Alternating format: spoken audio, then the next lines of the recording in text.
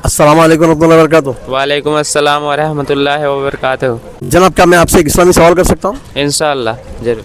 आपका नाम? अब्दुल सलाम, माशाल्लाह। आप कहाँ के रहने वाले हैं? बिहार। माशाल्लाह। हम लोगों से इस्लामी सवाल जवाब करते हैं, नौजवानों से ख़ास तौर से, ताकि उनके इल्म के अंदर इजाफ़ा हो। तो आज का हमारा सवाल है नमाज के मुतालिक। जी यानी नमाज के मुतालिक हम आपसे दो सवाल करेंगे। पहला सवाल ये है कि अगर आप खाना खाने बैठे हुए हैं, यानी खाना भी लग गया, दस्तरखान लग गया, और आप खाना अभी शुरू करने वाले हैं और क़ामत होगी नमाज की, जी। तो आप क्या पहले नमाज पढ़ेंगे या खाने से फारिग होंगे? अगर खाने पे बैठ गए हैं तो पहले खाने से फारिग होकर नमाज के चले जाएंगे। अगर दस्तरखान सिर्फ लगा है, खाने पे नहीं बैठे हैं और अज़ां हो रही है, तो ये बेहतर रहेगा कि नमाज पढ़ के खाना खाने बैठे, ये बेहतर रहेगा। और वैसे ही दूसरी कैफियत है कि आपको वॉशरूम जाना है या महसूस हो रहा है आपको जाना है और आप जमात भी खड़ी है, तो आप नमाज पढ़ना बेहतर समझेंगे या पहले अपने ज़रूरत से फारिग होंगे पहले? अगर कंट्रोल नहीं हुआ तो जाकर ज़रूरत से पूरा होकर आएंगे। अगर कंट्रोल हो सकता है तो जमात पढ़ के उसके बाद ज़रूरत पूरा कर सकते हैं।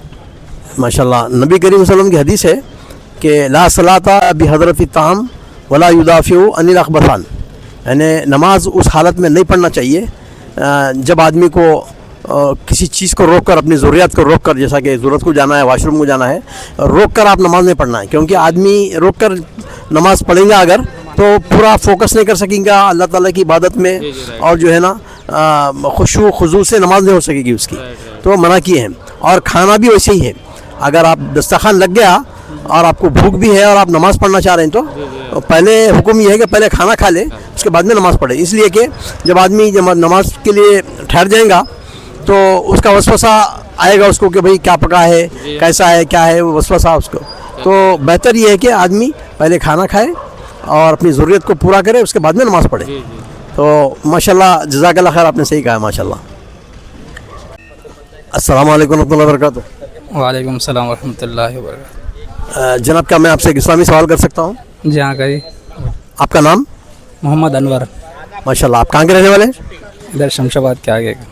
माशाल्लाह। और आज का हमारा सवाल है नमाज जब पढ़ना है आदमी को, फ़र्ज़ नमाज या सुन्नत नमाज वगैरह, तो ऐसी कौन सी हालतें हैं जिसमें आदमी को नमाज़ पढ़ना मना के रहे नबी करीम सल्लल्लाहु अलैहि वसल्लम? आप वज़ू से हैं, गुस्ल से हैं, साफ़ सुथरे हैं भी हैं, आप सब है, लेकिन ऐसी कौन सी हालतें हैं जिसमें आदमी को नमाज़ पढ़ने से मना किया गया है? वो कौन सी बता सकते हैं आप कुछ? आप? जी हाँ, बता दें। पहला तो एक अपन नमाज की हालत में ज़रूरत महसूस हो रही, तो पहले ज़रूरत को फारिग होकर बाद में नमाज़ पढ़े।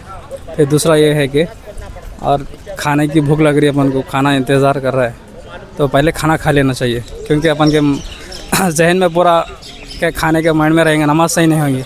इसकी वजह से पहले खाना फारिग होकर बाद में नमाज़ पढ़ना चाहिए।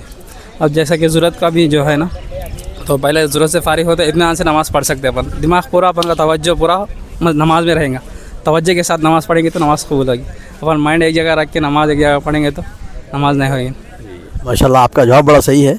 नबी करीम सल्लल्लाहु अलैहि वसल्लम की हदीस है कि ला सलात बिहदरति ताम वला युदाफिउ अल अखबसान। नबी करीम सल्लल्लाहु अलैहि वसल्लम की हदीस है कि नमाज नहीं है इस हालत में कि आदमी भूख को रोक कर नमाज़ पढ़ता है और अपनी जो ज़रूरियात है आदमी की, जैसा कि वाशरूम को जाना है, हाँ, तो उसको भी रोक कर जो है ना नमाज़ पढ़ने से मना किए गए हैं। तो अल्लाह सुब्हानहू व तआला को ऐसी इबादत पसंद है जो उसके एकसू होकर खशियत से और जो है ना एक ज़हन होकर पढ़ने का हुक्म है।